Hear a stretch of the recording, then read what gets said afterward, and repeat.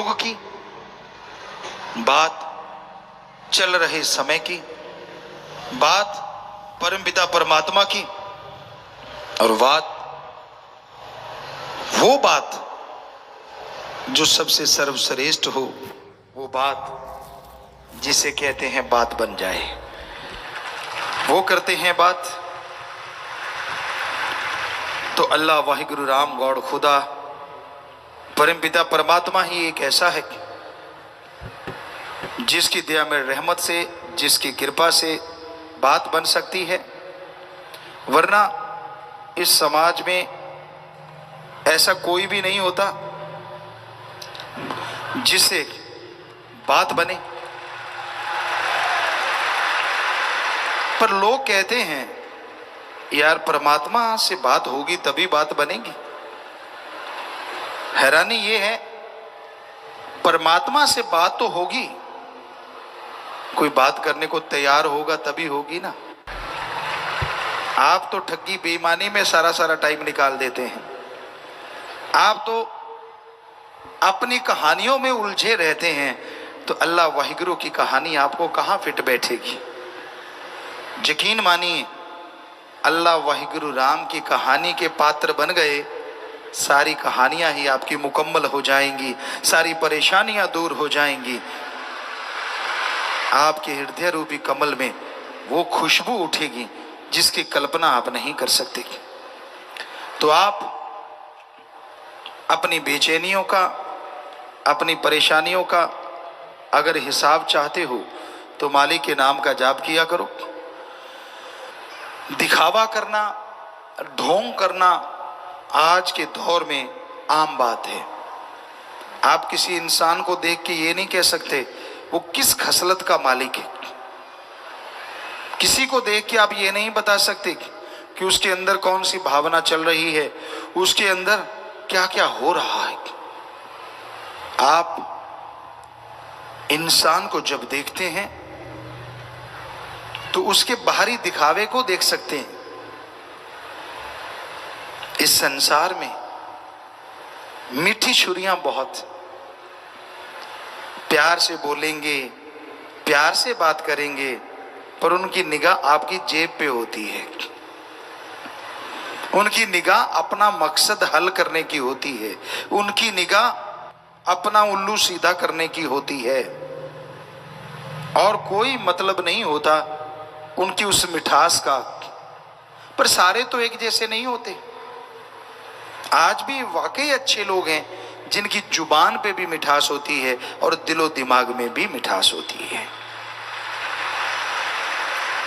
पर या तो माँ बाप के बहुत अच्छे संस्कार, या फिर अच्छा संग, या फिर सत्संग का रंग, ये तीन चीजों से अंदर बाहर मिठास आ सकती है। वरना मालिक के बच्चों, मालिक के भक्तों, हो ही नहीं सकता इस कलयुग में कोई जैसा बाहर है वैसा अंदर हो। बड़े दोगले हैं लोग। हम किसी को गलत नहीं कह रहे, हम आपको समझा रहे हैं कि बच के रहिएगा लोगों के दिखावे से, बच के रहिएगा उनके आर व्यवहार से, दिखने वाले चेहरों से। क्योंकि जो गरजते हैं वो बरसते नहीं, और जो बरसते हैं वो गरजते नहीं।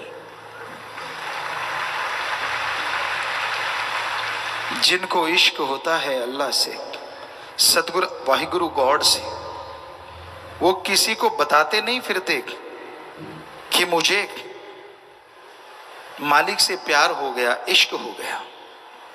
इसी पे आपको एक दो बातें सुनाते हैं। एक मुर्गी बेचने वाला आया, उसने आवाज देनी शुरू की, मुर्गी लो, मुर्गी ले लो। लोग आने लगे, मुर्गियां लेने लगे कि हां रेट बताइए। मुर्गी बेचने वाले ने बोला ये 2 रुपए की, ये 3 रुपए की, ये 5 रुपए की, पहले समय की। लोग बड़े हैरान थे, कहते यार ये 2 की है, ये 5 की है, वजन दोनों का बराबर, अंडे दोनों देती हैं, फर्क कहां है? कहने लगा ये जो 2 रुपए वाली मुर्गी है ना, अंडा तो देती है, अंडा देने से पहले इतना शोर मचाती है, इतना शोर मचाती है कि जब अंडा देती है या तो काग या बाज या कोई और जीव जंतु, बिल्ली, उस अंडे को खा जाती है, मालिक तक जाता ही नहीं। कहता है ये 5 रुपए वाली, कहता है ये 5 रुपए वाली कब अंडा देने को तैयार है और कब अंडा दे दिया, साथ वाले मुर्गे को नहीं पता होता कि इसने अंडा दे दिया, इसलिए ये 5 रुपए की है। मालिक के पास वो अंडे ज्यों के त्यों पहुंचते हैं, इसलिए इसका रेट दुगने से भी ज्यादा है। तो इसलिए मालिक के प्यारों, मालिक का इश्क जिन्हें लग जाता है वो 5 रुपए वाली मुर्गी होती है, 2 वाली नहीं। और जो 2 वाली मुर्गी है वो 5 वाली बन ही नहीं सकती, जितना मर्जी जोर लगा ले। तो जो ज्यादा दिखाते रहते ना, मैंने आए करया, मैं आए कीता सी, तेनू पता नहीं, फिर मैं आए कीता सी, वो कीता ही सी, अंदर कुछ भी नहीं,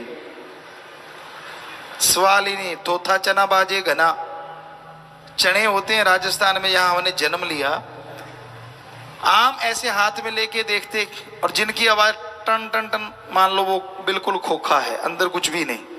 तो इसलिए भाई ये ध्यान रखिए, इश्क जिन्हें लग जाता है वो आवाज नहीं देते, वो अल्लाह वाहिगुरु राम की आवाज पे मोहित रहते हैं, वो किसी को परेशान नहीं करते। अब मालिक से आप प्यार करते हैं, उसकी भक्ति राम नाम जाप करने लगते हैं, सुबह सवेरे उठे सारे परिवार को सूली चढ़ा देते हो, गर्म पानी करो, टावल रखो, फट्टी रखो, ये करो। परिवार कहता है यार आफत आ गई, ये बंदा क्या कर रहा है? कहता तुम्हें पता नहीं मैं तड़के उठ के भक्ति करनी है। भक्ति तूने करनी है, सूली पे सारा टब्बर चढ़ा दिया, फल तुझे टट्टू मिलेगा? कैसे मिलेगा बता? कितनी बद्दुआएं जुड़ गई तेरे साथ। बेचारे बच्चे राम से सोए हुए थे, उनको उठा दिया, मां सोई थी उसको उठा दिया, बहन पति पत्नी जो भी है उनकी तो तूने रेल बना दी। इससे अच्छा नहीं खुद बाल्टी भर नहा, किसी को पता ही ना चले कि सुमन कर भी लिया और 5 रुपए वाली मुर्गी बन जा। पाले भगवान को। तो जो मान बढ़ाई के भूखे होते हैं ना, वो अंदर से खाली होते हैं, और जो अंदर से भरे होते हैं उनको मान बढ़ाई नहीं चाहिए। वो तो कहते हैं यार मैं तो खाक हूं, वाहिगुरु अल्लाह राम सतगुर करने वाला है, मैं तो कुछ भी नहीं। तो इसलिए ये आप समझे, समाज में तरह तरह के लोग हैं, दुनिया बहुरंगी है, गिरगिट नजर नहीं आती क्योंकि आदमी गिरगिट का भाव बन गया है। बात करते करते रंग बदल जाता है, बात कर रहा है, देखा सामने वाले के हाव भाव बदल रहे हैं, टॉपिक ही कोई और चला देता है। इतना इंटेलिजेंट हो गया इंसान, इतना तेज हो गया इंसान। तो परमपिता परमात्मा का जो नाम लिया करते हैं, जो उसकी याद में समय बिताया करते हैं, ना तो वो अहंकार करते हैं, ना वो निंदा चुगली करते हैं, और ना ही वो कभी किसी को बुरा कहते हैं। दुआ करते हैं। इंसान जैसी फितरत का मालिक है, जैसे जिंदगी में कर्म किए उसे भोगने तो पड़ेंगे, फिर चूंचना क्यों करते हो? मत करो कर्म खोटे, कर्म करे खोटे पड़ेंगे फिर सोटे, किसी पूछनी नहीं तेरी बात रे कि अब घर जाने दो। बेबरवा जी ने एक भजन बनाया, जैसे कर्म करते हो वैसा फल भोगना पड़ता है, इसलिए गलत कर्म ना करो, ऐसा कदम ना उठाओ जो फ्यूचर में, भविष्य में आपको पछताना पड़े। कर्म ऐसा ना करो जिसके लिए शर्मिंदगी का मुंह देखना पड़े। हमेशा इकसार जिंदगी को बना डालो। यकीन मानो कभी आप अपनी बेइज्जती नहीं करवाओगे, कभी अपनी निगाह में नहीं गिरोगे, कभी भी कोई आपकी तरफ उंगली नहीं करेगा। जब आप रंग बदलते रहते हो, जब आप कहते कुछ और, करते कुछ और, सोचते कुछ और हो, तो दुनिया भी मूर्ख नहीं है, वो सब समझ जाती है। तो इसलिए समाज में इज्जत चाहते हो, मालिक की दरगाह में इज्जत चाहते हो, दीनता, नम्रता, जुबान पे मिठास, जमीन से जुड़े हैं तो जुड़े हैं, कर्म अच्छे करते हैं तो करते हैं, उसका बखान क्या करना और उसका शोर क्या मचाना। ईश्वर ने बिना कहे ही सब कुछ बख्श देना है। तो इसलिए दीनता, नम्रता धारण करो। भगवान को, अल्लाह वाहिगुरु राम को अहंकार नहीं भाता, और ये पता नहीं होता कि मालिक से प्यार करने वाला कहां बैठा है। राजा भी उससे प्यार कर सकता है और भिखारी भी कर सकता है। ये मत सोचिए कि राजा नहीं पा सकता, और ये मत सोचिए कि भिखारी नहीं पा सकता। जिसके अंदर उसको पाने की लगन लग गई, जिसके अंदर उसको पाने की तड़प लग गई, वो उस मालिक को जरूर पा सकता है।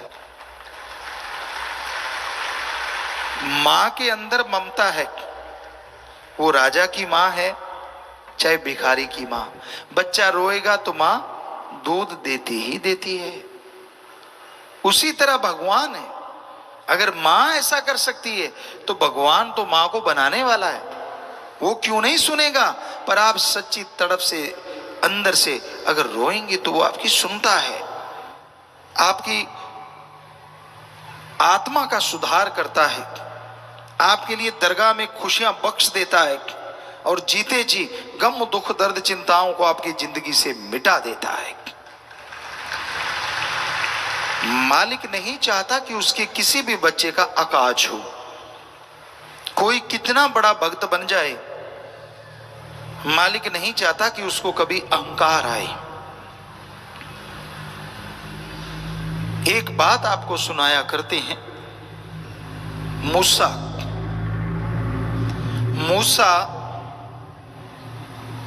अल्लाह मालिक को बहुत मानता था, बहुत मोहब्बत करता था, और इस मोहब्बत के दौर में चलते चलते उसे पता ही नहीं चला कब अहंकार उस पे सवार हो गया। और मालिक नहीं चाहता कि उसके भक्त को काम, वासना, क्रोध, लोभ, मोह, अहंकार, मन माया घेर ले।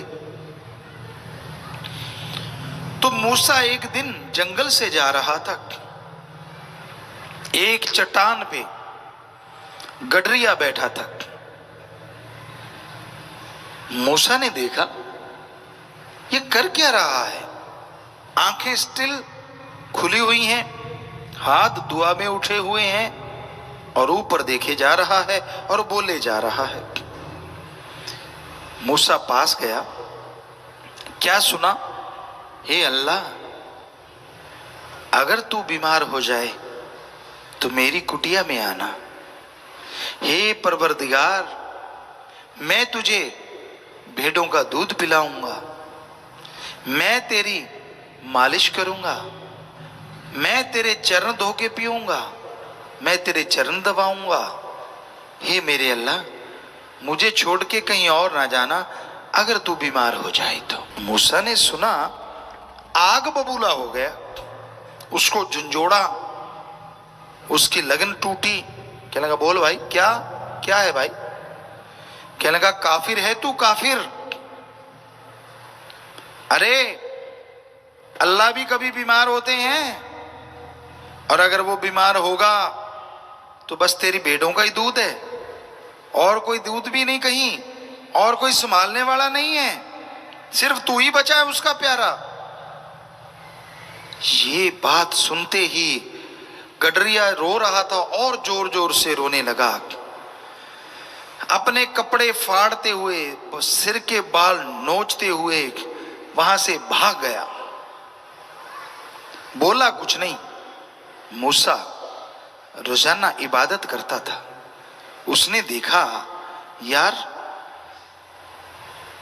जरूर ये बंदा मालिक की इबादत करने वाला है। दिल हिल गया, क्योंकि वो भी भक्ति करता था।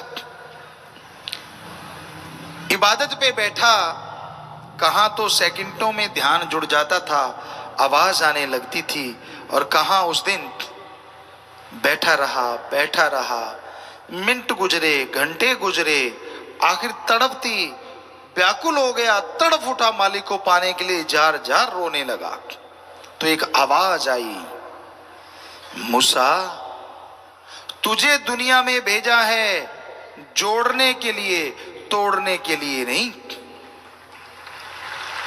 तूने जिसका दिल दुखाया है वो मेरा सबसे अजीज है। आवाज बंद हो गई, लाइट चली गई, लिब टूट गई, तड़प गया मूसा। ये क्या, कहां सारा सारा दिन मालिक के दर्शन होने, कहां नजारे लूटने, और कहां पल भर में सब खत्म। ये क्या। दौड़ा, एक ही तरीका है, एक ही उपाय है, उस गडरिये को ढूंढूं। उसके पदचिन्हों को देखा, उसकी तरफ दौड़ा। क्या देखता है, फिर एक पेड़ के नीचे गडरिया बैठा है, खून बह रहा है शरीर से, बाल नुचे हुए हैं, कपड़े फटे हुए हैं, और जुबान पे क्या चल रहा है। मूसा ने सुना, हे मेरे मौला, हे मेरे अल्लाह राम, मुझे माफ कर दे अगर मैंने कुछ गलत बोला हो। पर मालिक, बीमार हुआ तो आना मेरी झोपड़ी में, लेना मेरे हाथों से भेड़ बकरियों का दूध, दबवाना अपने पांव, बात करना मेरे से, दिन रात मैं जागूंगा तो आराम करना मेरे अल्लाह। मूसा की आंखें खुल चुकी थी, समझ गया यार ये तो बड़ी बातें कर रहा है, इस इतनी बातें तो मैं ही नहीं कर पाता। मैं तो सुन्न समाधि यानी सुन्न हो जाता हूं, बातें नहीं होती, और इसकी तो जागृत समाधि है, इसके तो प्रत्यक्ष मालिक है।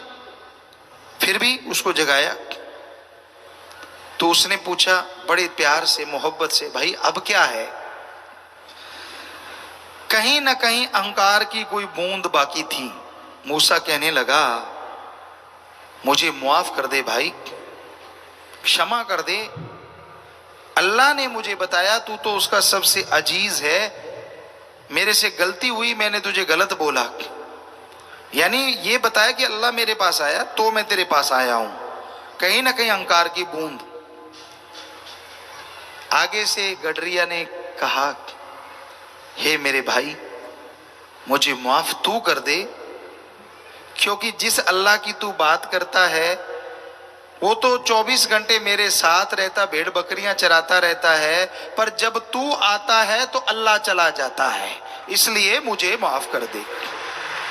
और रोंगटे खड़े हो गए, जार जार रोने लगा, तड़फ उठा मूसा, यार मैं ही अपने आप को फन्ने खा समझता था कि मैं ही हूं उसका प्यारा भगत, यहां तो पता नहीं क्या से क्या है, बकरियां चराने वाला और इतना अजीज।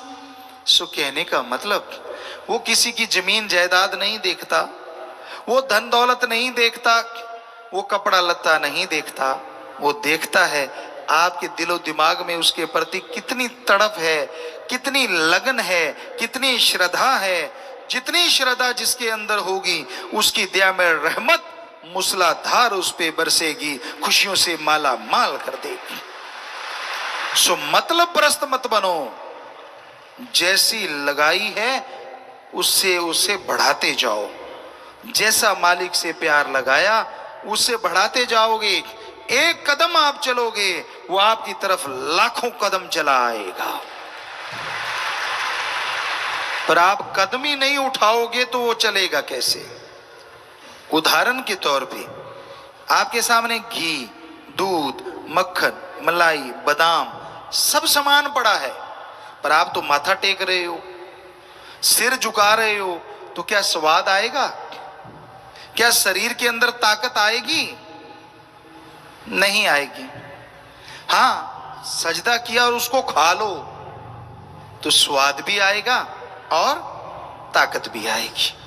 वैसे ही अल्लाह वाहिगुरु राम का नाम है प्यारो, अगर भक्ति कर लोगे, सुमरन कर लोगे, संतों के वचन मान लोगे तो फिर स्वाद भी आएगा और रूहानी ताकत भी आएगी, अंदर सुरूर आएगा और चेहरे पे नूर आएगा। आज नहीं तो कल जरूर आएगा। पर आप भक्ति नहीं करना चाहते, खुराटे मारते रहो खर्र खे, और फिर कहते हो परमात्मा मेरे पे रहमत कर दे। कर देगा रहमत? 10 खुराटे मार रहा है, 10 और दे देगा, 20 मार ले। काम तो कर, हिम्मत करे अगर इंसान तो सहायता करे भगवान, हिम्मते मर्दा मत दे खुदा। आप मेहनत तो करो। बच्चों, आप पढ़ते हो, पढ़ो, कोशिश करो मेरी मेरिट आए। आप मेरिट जितने नंबर लाते हो, 80% लाते हो और ईश्वर को याद करते हो, हम गारंटी देते हैं वो 95% ला देगा। हे दुकानदारों, आप दुकान पे जाते हो, 10-15% कमाई का हिस्सा आप मुनाफा लेते हो, दिन रात मेहनत करते हो, आपके 100 ग्राहक आते हैं, पर अगर आप अल्लाह वाहिगुरु राम को याद करते हो तो वो ग्राहक 150 से 200 आने लग जाएंगे। ये हम गारंटी देते हैं। हे जमींदारों, आप खेत में बीज डालते हो, अल्लाह वाहिगुरु राम को याद करो। अगर आपकी वो फसल, आपका बीज, मान लीजिए गेहूं की छल्ली है, बल्ली है, बिना मालिक के नाम जपे बीज पे 50 दाने आते हैं एक बल्ली पे, छल्ली पे। अगर वाहिगुरु अल्लाह राम को याद करते हो, हम आपको गारंटी देते हैं वो 80 से 100 बन जाएंगे। ऐसे देता है परमात्मा, ऐसे देता है परमात्मा, रहमो करम ऐसे करता है।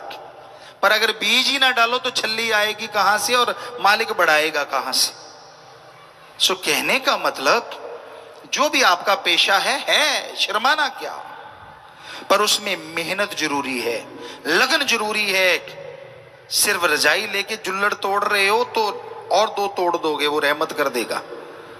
कहने का मतलब, कड़ा परिश्रम करो, हार्ड वर्कर बनो, मेहनत किया करो, परमात्मा को याद किया करो। सबसे पुरातन धर्म है हिंदू धर्म, वेदों की बात, उससे पहले की बात।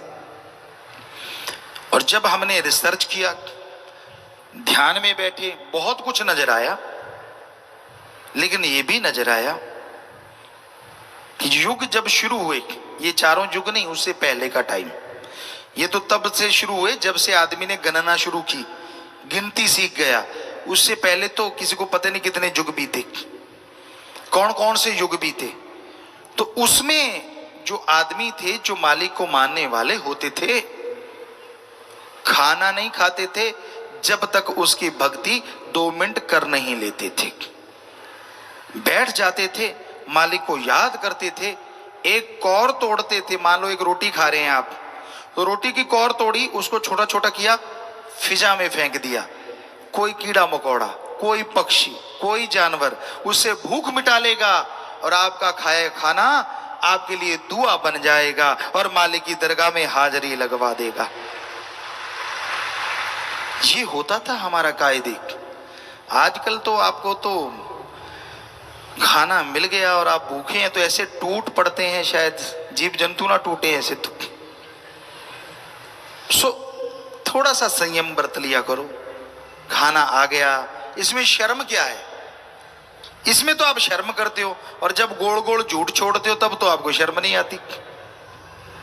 जब बुरे कर्म करते हो तब भी शर्म नहीं आती। जब दिखावा कुछ और कर्म कुछ और, जिनका आपस में तालमेल ही नहीं है, तब भी आपको शर्म नहीं आती। लेकिन जब सुमरण करना पड़े, यार सामने खाना है, मालिक को याद किया, उसकी भक्ति की, फिर खाना खाया, तब आपको शर्म आती है। नहीं, हम आपको सच्ची बात बताएंगे और आपके फायदे की बात बताएंगे। सुबह उठते हो, मजा आ जाए, उठते ही जुबान पे आए, हे मेरे सतगुरु, हे मेरे राम, हे मेरे वाहिगुरु, हे मेरे अल्लाह, शुक्र है तेरा। यकीन मानिए, कोई पता नहीं आपकी आत्मा की आवाज कब निकल जाए और कब वो कबूल कर ले और कब खुशियां बख्श दे, पता ही नहीं।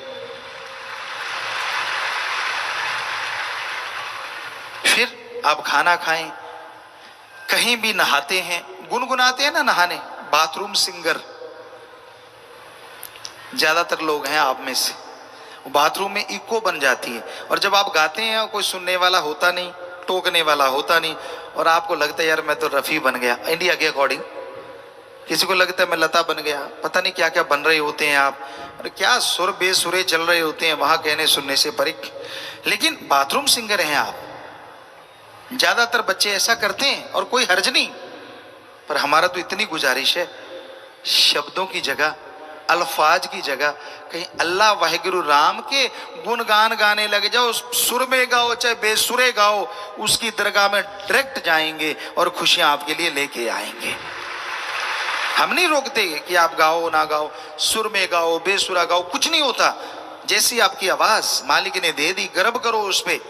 कभी ऐसे मत सोचो कि नहीं यार मेरे में ये कमी वो कमी। ऐसे तो हमारे पास तो इतनी चिट्ठियां आती हैं, ट्वीट आते हैं आजकल, कहें पहले ट्वीट नहीं थे, चिट्ठियां आती थी, पिताजी मेरा नाक उसके नाक जैसा बना दो, मैं मोटा हूं पतला कर दो, पतला हूं मोटा। मोटा कहता है मैं टेढ़ा होके सोता हूं तो अगर कोई साथ बैठा वो नीचे गिर जाता, पेट जाके लगता डम। पतला कहता है मैं इतना पतला हूं, पासा लेता हूं तो मेरी हड्डी जाके बाजू पे लगती है, यानी बाहीते लगती है, और कड़ाका सा पड़ता है, दर्द होने लग जाता है। संतुष्ट कोई नहीं है। गोरा है तो कहता है मैं गोरा ज्यादा हूं, काला कहता है मैं काला ज्यादा हूं। अब संतुष्ट कोई नजर ही नहीं आता। किसी का नाक चपटा है, किसी का तीखा है, किसी का टेढ़ा है, किसी का ऊपर को, किसी का नीचे को। ये नहीं कहते परमात्मा ने जो बना दिया यार बढ़िया बना दिया, इंसान बना दिया, गधा नहीं बनाया, शुक्र करो उस परमात्मा का, बस बात खत्म। सो संतुष्टि तो किसी को आती ही नहीं किसी भी चीज से। जैसा कोई है मर्जी उसकी, आपको क्यों तकलीफ हो रही है? आप अपने आप को संभाल लो, इतना ही काफी है। कभी टोंट ना कसा करो दूसरों पे। दद्दा दोष ना काहो दीजिए, दोष कर्मा अपने जो मैं किया सो मैं पाया, दोष ना दीजिए अबर जना। कौन कैसी जिंदगी जी रहा है, जीने दीजिए उसे, रहने दीजिए मस्त। अगर आप मां बाप हैं तो भी, और अगर आप बच्चे हैं तो भी ठीक है। कोई गलत रास्ते पे चल रहा है, रोकना आपका फर्ज, टोकना आपका फर्ज, समझाना आपका फर्ज। पर अगर कोई गला उखाड़ने ही आ जाए तो हाथ जोड़ के किनारा करना भी आपका फर्ज। झगड़ा नहीं करना, लड़ाई नहीं करनी, ये हमेशा ध्यान रखिए। इस दुनिया में दो दुनिया ने, एक जागदियां दी एक सुत्तियां दी। जागदे वो हैं जो सतगुरु पीर फकीर की सुन के अल्लाह मालिक से लिव जोड़ लेते हैं। सुत्ते वो हैं सुनते रहते हैं, इधर से आया इधर से पार फुर, बीच में रास्ता ही नहीं है, आर पार ही है सौदा, अंदर जाती ही नहीं, तो वो सोए रहते हैं। पर वो पत्थर हजारों गुना अच्छा होता है जो पानी में रहता है उसकी बजाय जो धूप में हो। क्योंकि धूप में तपते पत्थर पे अगर कोई पांव भी टिकाएगा तो पांव जल जाएगा। पानी में हो सकता वो पत्थर उसे डूबने से बचाने का काम कर जाए। सो इसलिए सत्संग में कोई आता है, ये हो नहीं सकता कि उसको फल ना मिले, फल तो लाजमी मिलता है। पर ये राम जो रोके बैठ के सबका मुजरा ले, जैसी जिसकी भावना वैसा ही फल दे, वैसा ही फल दे। वो वाहिगुरु, वो अल्लाह, वो राम अपनी आंखों से सबको देखता है। और उसके सामने आदमी ऐसे है जैसे शीशे के गिलास में पानी, उसमें कागज डाल दो, घास का तिनका डाल दो, उसमें हरा रंग लाल रंग कुछ भी डाल दो, तो कांच का गिलास है, पार दिखेगा पानी में क्या क्या है। इसी तरह हम सब पानी का गिलास हैं और वाहिगुरु अल्लाह राम वो आंखें हैं जो हमें देख रही हैं। जो आपके अंदर चलता है, जो आपके अंदर भरा हुआ है, जो आपकी सोच है, उस राम से आप नहीं बचा सकते। आदमी को बुद्धू बना सकते हो, आदमी को बेवकूफ बना सकते हो, कोई दो राय नहीं, पर उस परमपिता परमात्मा को बुद्धू नहीं बनाया जा सकता। अगर आप उसको बुद्धू बनाने की सोच रहे हो तो समझ लो आपके बहुत ही माड़े कर्म हैं, जिनकी वजह से आपकी जिंदगी में दुख लिख दिया जाएगा। तो इसलिए डरो तो सिर्फ परमपिता परमात्मा से, अल्लाह राम गॉड से, और अंदर से नेक पवित्र बन के रहो। हर कोई अपनी जिंदगी जीने का अधिकार रखता है। संत जिंदगी जीने से नहीं रोकते, पर जिंदगी मजेदार बन जाए, जिंदगी में खुशियां अपार आ जाएं, वो कहते हैं सुबह शाम घंटा घंटा सुमन किया करो। अपनी कमाई का नेक हिस्सा दीन दुखियों की मदद में लगाया करो, और अपने रिश्ते उनके लिए समय दो, टाइम दो, और बुरे कर्मों से परहेज करो। निंदा चुगली काम वासना के चक्कर में पड़ के इखलाक से मत गिरा करो। बुरे कर्म मत किया करो, बुरा मत सोचा करो। जो दूसरों का बुरा सोचता है उसका खुद का बुरा लाजमी होता है, दूसरे का कभी हुआ नहीं करता। पंजाबी में एक कहावत है, कामा दे आके टग्गे नहीं मरते। काऊ काऊ करते हैं लोग, पांव से उठा के जूता मारते, चले कहां आ गया। सो मतलब आपकी सोच बुरी होने से किसी का बुरा नहीं होता, आपका बुरा होता है, क्योंकि आपकी सोच चलती रहती है, बजाय अच्छा होने के आपका बुरा होना शुरू हो जाता है। अच्छा है वही इंसान है जो सबका भला मांगे, अच्छा वही इंसान है जो ओम हरि अल्लाह राम की भक्ति इबादत करे, अच्छा वही इंसान है जो कर्म योगी और ज्ञान जोगी बन जाए और खुशियां लूटे और लुटाए। सच्चे दाता रहबर शास्त्राम जी महाराज, समस्तान जी महाराज का परोपकार चुकाना तो दूर, बताया जाए ये भी बहुत बड़ी बात है। उनका रहमो करम जो मूसलाधार बरस रहा है, बरसता रहा और बरसता रहेगा, उसका वर्णन लिख बोल के किया नहीं जा सकता। ऋण उतारना तो सोचा भी नहीं जा सकता। माँ बाप का ऋण कहीं ना कहीं जीव तब उतार देता है जब वो अच्छे नेक कर्म करके दुनिया में नाम रोशन कर देता है, तो माँ बाप का ऋण उतर जाता है। जब उसके नाम से माँ बाप की पहचान हो जाती है तो माँ बाप का ऋण उतर जाता है। लेकिन गुरु संत पीर फकीर जो मालिक से जोड़ते हैं, अल्लाह मालिक की भक्ति इबादत की चर्चा करते हैं, उनका ऋण उतारना कल्पना भी नहीं की जा सकती। हम तो अपनी बात करते हैं।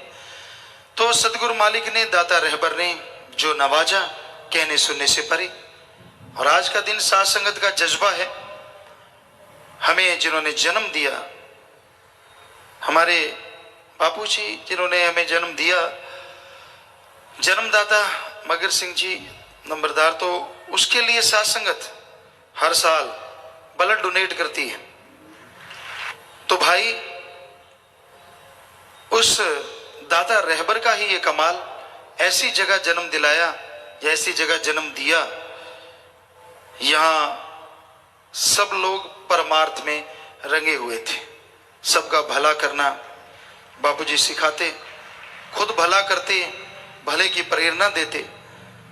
परिपूर्ण तो सदगुरु मौला राम ही हो सकता है, आदमी तो नहीं हो सकता, इसमें कोई शक नहीं, कोई दो राय नहीं। लेकिन उनके जो उपकार हैं, गरीबों का भला करना, खाना खिलाना, लड़कियों की शादियां करवाना, और जो भी गांव में सांझे अच्छाई नेकी के कार्य होते थे उनमें बढ़ चढ़ के हिस्सा लेना, तो ये अपने आप में बेमिसाल बात थी। और दूसरी बात ये कि हमारे साथ उनका एक अलग ही व्यवहार होना। शायद संतों ने उन्हें कहा था कि आपके घर में जो पैदा होंगे आपके पास ज्यादा देर नहीं रहेंगे, जिनकी चीज उनके पास, तो बेपरवाजी ने जितनी देर रखा उनके पास रखा, फिर अपने पास बुलाया। तो किसी माँ बाप को 18 साल बाद बच्चा पैदा हो, बहुत बड़ा घराना हो, और उसको भी ये बता दिया जाए 23 साल तक आपके पास रहेंगे फिर वहीं चले जाएंगे, तो वो आदमी फट सकता है। लेकिन क्या मजाल, बापूजी ने किसी को भी कभी जिक्र किया हो कि ऐसा होने वाला है या ऐसा होगा। हमें लाड बहुत करते, बैराग में आ जाते, रोने लग जाते, बहुत प्यार करते, एक पल भी हमारे को देखे बिना नहीं रह पाते। अगर हम खेत में भी चले जाते, जो हमारा शौक भी था और जरूरत भी थी, खेतों में काम करते थे, तभी खाना पीना होता था। भाई बड़े खेत चाहे कितना ही बड़ा हो, जिम्मेदार जानते हैं अगर करेंगे नहीं तो खाएंगे क्या। पर उनको बड़ा अजीब लगता, मकान पे चढ़ जाना, बुलाना, जल्दी आ जाएं, या फिर हमारे पीछे खेत में पहुंच जाना, ये आम बात होती थी। इतना प्यार, इतनी मोहब्बत देना, शायद कहीं ना कहीं ये भी अंदर रहता था कि इन्होंने चले जाना है। बहुत प्यार, उनकी भावना भी ऐसी थी। और दूसरा, जब हम आश्रम में आते थे, शुरू से आते थे, 1972-73 में जब नाम ले लिया था तभी से आते थे। कभी साल में आगे, थोड़ा कम आते थे, छोटे थे, कभी 6 महीने में, कभी 3 महीने में ऐसे आते थे। फिर जैसे जैसे 23वां साल नजदीक आता गया तो वो आना जाना कई गुना बढ़ गया। हम सेवा करने लगे, कहीं भी कोई सेवा होती सेवा करते, बोरियां उठाते, कई बार आश्रम के चने होते, गेहूं होती तो उसको संभालना, और भी बहुत सारे कार्य जो आश्रम में चलते, फावड़े का कार्य, काटने का, फसल काटने का कार्य, लंगर पहुंचाते, गाड़ी थी तो उस समय कुछ बात और थी। तो इस तरह जो भी कार्य मिलता सेवा किया करते। तो जैसे ही 23वां साल नजदीक आया तो उनको बोला ही हुआ था, तो वो थोड़ा सा वैराग्य में ज्यादा आने लगे। हमसे तो कभी कुछ नहीं कहते थे, हमारी माता जी से कहते कि इनको रोका करो, बहुत ज्यादा जाने लगे हैं, खेत का काम कौन संभालेगा, इतना बड़ा खेत है, बच्चे हैं छोटे छोटे, क्योंकि जो छोटी बेटी है वो तो 1 साल की थी, और दोनों जो बड़े बेटी बेटा हैं वो उस समय शायद 4-5 साल के ऐसे करीब रहे होंगे। तो कि ये बच्चे इनको संभालते नहीं, करते नहीं। हालांकि हम जब भी जाते उन बच्चे भी हमारे साथ खूब प्यार था, है, और मालिक के वचन है, बेपरवाह जी के हमेशा रहेगा उनके वचन। इस तरह से कई तरह की बातें कहते माता जी को, आप रोको इनको, ठीक है आश्रम जाएं, लेकिन इतना ज्यादा। तो माता जी ने हमें कहा, हमने कहा जी ये तो हमारा कर्म है, इसको हम कैसे छोड़ सकते हैं। आपको कोई तकलीफ आए तो बताइए, खेतों में कोई कमी, कहते नहीं, घर में कोई कमी नहीं। बच्चों से पूछा भाई आपको, कहते नहीं, कोई ऐसी बात नहीं है, किसी को कोई कमी नहीं। तो हमने कहा फिर तो कोई दिक्कत ही नहीं है। कई बार हम यहाँ आते, सेवा करते, 1 दिन 2 दिन 4 दिन 5 दिन जितना भी रुकते, और कई बार ऐसा भी होता कि जैसे 2 दिन लगा के गए, रास्ते में चले जा रहे होते और सोचते यार आज नहीं आना था, तो वहीं से वापस आ जाते। कई बार ऐसा हुआ, गुरुसर मोडिया के पहले गांव है 3-4 किलोमीटर दूर, सूरावाली उसका नाम है, तो हम वहां पहुंचते और वहीं से सरसा वापस आ जाते। कई बार शाम को, रात को यहाँ वापस पहुंचते। कई बार ऐसा होता कि मजलिस में अभी इतना टाइम पड़ा नहीं यार, दर्शन तो जाके वापस करने दिल कर रहा है, बस आत्मा नहीं मानती, दर्शन करने, तो वहीं से गाड़ी दौड़ाते और यहाँ पहुंच जाते। लेकिन बापूजी को ये मालूम था, और जैसे हमने, जब बेपरवाह जी ने आदमी भेजे जहाँ से कि उनको लेके आओ, तो हमने उनको बोला कि भाई अब तो बुलावा है और हमने जाना है, आपको कोई हमने कुछ कहा हो कभी जिंदगी में, कभी कुछ बोल दिया हो, क्योंकि हम रोक देते थे हर बात के लिए। जैसे फसल होती तो हम कहते ये नहीं ये करेंगे, क्या माता जी से तो खैर ज्यादा ही होता था, माँ बाप जैसी बात नहीं थी, बहन भाई जैसी बात होती, लड़ाई झगड़े चलते रहते, छोटे छोटे, ऐसे नहीं कि लंबा चौड़ा कोई काम, जैसे भाई बहनों में प्यार के होते हैं उसी तरह। बल्कि कई बार पड़ोसी कह देते कि आपके घर में कितने बच्चे, तो वो कहते एक ही, कहते नहीं ऐसे लगता 5-4 बच्चों, क्योंकि हम आगे भागते, माता जी पीछे भागते, पकड़ा पकड़ी। बाबू जी कहते कि तो क्यों, ये आपके काबू आने वाली चीज नहीं है, मत इनसे पंगे लो। तो ऐसी ऐसी बातें चलती रहती। तो उस दिन जब हमने बापूजी को कहा कि भाई टाइम हो गया है और हमने, सतगुरु ने बुलाया है, हम तो जाएंगे, तो बापूजी कहने लगे, रोने लगे, बैराग में आ गए, हमारे कंधे पे हाथ रखा, कहने लगे मुझे तो पहले ही पता था, इसलिए तो मैं आप परेशान रहता था कि आप जाओगे, ये तो होके रहेगा। अंदर मेरी आत्मा कहती कि तू क्यों परेशान हो रहा है, ये तो होके रहेगा, जब संतों ने कहा था। पर मन नहीं मानता था कि नहीं जाए ना, बस मेरी नजरों से दूर ना होए, कुछ ऐसा ना हो जाए, बिल्कुल भी एक पल भी दूर ना। जिनके बच्चे होते हैं उनको पता है कितना प्यार होता है, कितनी मोहब्बत होती है, खास करके वो जिनका इतना बड़ा घराना हो और इतने नेक और हक हलाल की कमाई करने वाले। कई बार ऐसा भी होता, सत्संगों के बाद भी हम यहाँ से एक बार शायद मध्य प्रदेश के झाबुआ साइड में चले गए, सत्संग करते करते, वहाँ नंगे लोग रहते थे। राजस्थान के जोधपुर साइड में कोटड़ा और झाड़ोल तहसील। तो किसी ने बता दिया बाबूजी को वो घर में रहते थे गुरुसर मोडिया, यहाँ भी कोठी थी, यहाँ भी रहते थे। तो उनको बता दिया कि वो इतनी दूर गए हैं और वहाँ आदिवासी हैं जी, वो नग्न रहते हैं, नशे करते हैं और जहर बुझे तीर मारते हैं, किसी की सुनते नहीं। तो पिताजी तो वहाँ सत्संग करने गए हुए हैं। बस इतना सुनना था। 2-3 दिन लूज मोशन लग गए और खून के लूज मोशन चलते रहे कि हाय, क्योंकि बाप वाली जगह, बाप वाली अपनी, वो इतना बेहद हमसे प्यार करते थे, हम उसका वर्णन नहीं कर सकते। जब हम कहते तड़फने लगे, व्याकुल हो गए, बुरा हाल कि कैसे हो, बस मेरे पास आए सीधे। वो कोई ऐसा कारण बना, क्योंकि परम पिताजी के पास जब आए थे तो ये कहने लगे भी हम इनके बिना नहीं रह सकते, सारी जमीन ले लो, जायदाद ले लो, हमें एक कमरा दे दो, गुरु गुरु कर लिया करेंगे, हमने क्या करना है जब सब कुछ ही यहाँ आ गया, मेरा तो सब कुछ ही है। तो परम पिता कहने लगे नहीं नहीं, हम आपसे कुछ भी नहीं लेंगे, ऐसा कोई कुर्बानी नहीं, आपकी ये बहुत बड़ी कुर्बानी है जो ले रहे हैं, तो हमेशा लोग आपको याद रखेंगे और महान कुर्बानी है, और हम तो इनसे ले नहीं रहे, इनकी झोली में दोनों जहान की खुशियां डाल रहे हैं। तो बेप्रभा जी से फिर कहा कि जी कभी आ जाया करें हमारे वहां 15 दिन के बाद, महीने बाद। बेप्रभा जी कहने कोई बात नहीं, हम कहेंगे, देख लिया करेंगे। तो हम जब वहाँ झाबुआ से या उस साइडों में सत्संग कर रहे थे तो वो तड़फ रहे थे, ऐसे खून का लूज मोशन लग गए। डॉक्टरों ने देखा है कुछ भी नहीं है, नॉर्मल है, लेकिन अंदर से पता नहीं क्या हुआ, इतना उनके अंदर वैराग्य, रोते। किसी को आज तक, माता जी को भी, किसी को भी दिखाते नहीं थे कि मेरे आंखों में आंसू है। कमरे के अंदर जाते, लॉक लगा लेते अंदर से और बस, और बाहर बिल्कुल नॉर्मल होकर निकलते। 2 घंटे 3 घंटे वहीं अपना वैराग्य करना, रोते रहना, तड़फते। तो जब वो ऐसे तड़फ रहे थे तो वहीं से हम सीधे गुरुसर मोडिया आए और पहले ही कहने लगे कि सत्संग हो गई माता जी को, बच्चों को, कि यहाँ आएंगे संत जी, हमें संत जी कहते, यहाँ आएंगे, सीधे आएंगे। कहने लगे हो ही नहीं सकता, कोई रास्ता ही नहीं है इधर से, वो तो उधर से आएंगे जयपुर साइड से और सीधा सरसा जाएंगे। वो ऐसा कुदरत हुआ कि वाकई उस रास्ते से आए और अचानक हमने कहा कि भी अपने गुरुसर मोडिया चलना है, वहाँ से होके चलेंगे।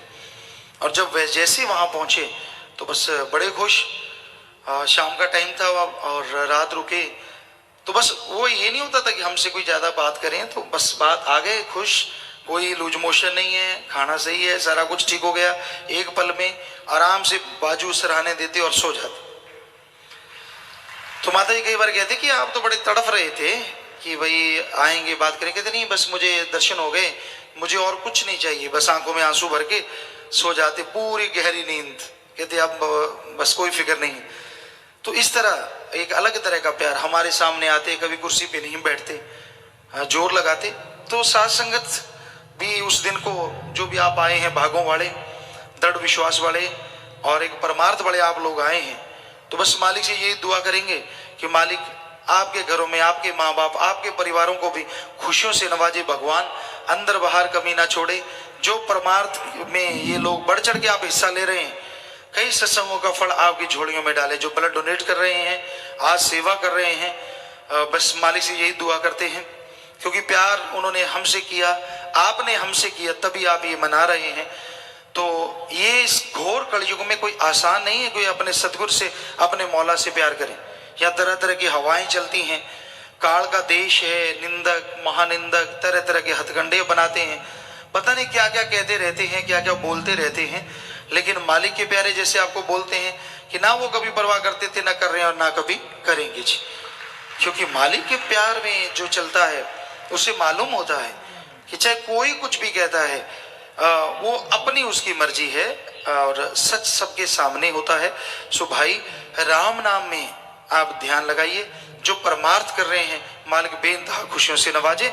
एक बार फिर मालिक से दुआ करते हैं और आप सबको बहुत बहुत आशीर्वाद कहते हैं जी। इंसान हर समय हर पल उस मालिक की दया में रहमत को, कृपा दृष्टि को हासिल कर रहा है, लेकिन महसूस नहीं करता, उसे समझ नहीं पाता। इसलिए सब कुछ होते हुए भी इंसान कंगाल है। परमपिता परमात्मा का रहमो करम मूसलाधार बरसता आ रहा है, उसमें कभी कोई कमी नहीं आई। पर इंसान की कमियां इंसान को उस अनहद वाणी से, उस परमानंद से, हरिरस से दूर रखती हैं। जब तक अपने अंदर की कमियों को इंसान दूर नहीं कर लेता, जब तक अंदर की कमियां खत्म नहीं हो जाती, तब तक इंसान की अंदर की वो आवाज, अंदर की वो धुन सुनाई नहीं देती। और वो धुन सुनने से तमाम गम, दुख, दर्द, चिंताएं मिट जाया करती हैं। परमानंद की प्राप्ति होती है, जो हमेशा बना रहता है, परमानेंटली, ना कि टेम्परेरी। हमेशा बना रहता है वो आनंद, वो लज्जत, वो खुशी इंसान के दिलो दिमाग में छाई रहती है। और इंसान उन खुशियों को हासिल करके जिंदगी बहार की तरह गुजारता है। जैसे कीचड़ में कमल रहता है, इसी तरह इंसान इस चलते बलते भट दुनिया में अपना जीवन यापन करके मालिक की गोद में विराज के निज धाम चला जाता है। संसार में बहुत तरह के दुख हैं, गम है, चिंता है, टेंशन है, परेशानी है, बेवजह दर्द है, बेवजह मन की पीड़ा है। जलते बलते भट में परमात्मा का नाम ही एक बेहद सुकून देने वाली ठंडक है। आप सुमरण करेंगे, सुबह शाम आप में चेंजेस आने शुरू हो जाएंगे। नफस, शैतान, काम, वासना, क्रोध, लोभ, मोह, अहंकार, मन माया की तरफ जो दौड़ता है वो काबू में आएगा। ये नहीं है कि सुमरण करते ही आपको कोई अलग से निशानियां आ जाएंगी। सुमरण करने से आपके बुरे विचारों पे आपका कंट्रोल ज्यादा हो जाएगा। सुमरण करने से विचार अंदर आ भी गए, आप उस पे अमल नहीं करेंगे। सुमरण करने से आने वाले विचार भी कम होते चले जाएंगे। तो सुमरण में ये शक्ति है, सुमरण में ये ताकत है कि अगर आपके अंदर कोई विचार उठता भी है, सुमरण करते ही उनका फल आपको नहीं लगेगा और आपके अंदर से वो खत्म हो जाएंगे। तो भाई, सुमरन करो, मालिक का नाम जपो। ये आपके नफस, शैतान को, मन जालिम को रोक सकता है। और कोई दवा नहीं, और कोई तरीका नहीं जिससे मन रुक सके। मन तो दौड़ता है, नए नए सब्ज बाग दिखाता है। जब तक विवाह शादी नहीं होती, इंसान के अंदर होता है शादी क्यों नहीं हुई। शादी हो गई तो गुरुओं ने लिखा है फिर पे मुआमले, फिर चक्कर पड़ जाता है, तरह तरह के चिंताएं, तरह तरह के फर्ज अता करने पड़ते हैं। सारी खुशियां भूल जाते, फिर सोचते बदकुंवारी ना थी यही पछताओ, काश काश मैं ऐसे होता। तब तो कहता था नहीं वैसे होता, अब कहता मैं ऐसे होता। मतलब संतुष्टि नहीं है। मैरिज नहीं है तो क्यों नहीं है, और हो गई तो क्यों हो गई। यानी जब तक संतुष्टि नहीं आएगी, कैसी भी लाइफ आपने चुन ली है, आपको सुख नहीं मिलेगा। यानी आपका मन शैतान दौड़ रहा है। क्या पता आप क्या क्या गुल खिला देते अगर ऐसे होते तो जो मालिक करता है अच्छा करता है, बुरा नहीं करता कभी किसी का। हाँ, संतुष्टि तभी आएगी जब आप सुमन करेंगे, भक्ति करेंगे, इबादत करेंगे। सुमरन करने से संतुष्टि आती है, सुमन करने से अंदर शक्ति आती है, जिससे आप अपने मन को कंट्रोल कर सकते हैं, जिससे आप मालिक की दया में रहमत के काबिल बन सकते हैं। इसलिए सुमरन जरूर किया करो, तभी संतुष्टि आएगी, तभी शांति आएगी। और मन के सब्ज बाग तो जबरदस्त है। आदमी कोई काम धंधा करते कहते छोड़ इसको, ये क्या है, जुआ खेल, शराब पी, फला काम कर, तुझे ये मिलेगा, तुझे वो मिलेगा, तुझे नज़ारे आएंगे, तू जिंदगी में ऐश करेगा, तू वहां घूमेगा, तू वो करेगा, गाड़ी होगी, जहाज होगा, फला होगा। सपनों पे किसका कंट्रोल है? कौन रोक सकता है सपना लेने से? पर बेवजह मन तरह तरह के सपने देता रहता है, देता रहता है, देता रहता है।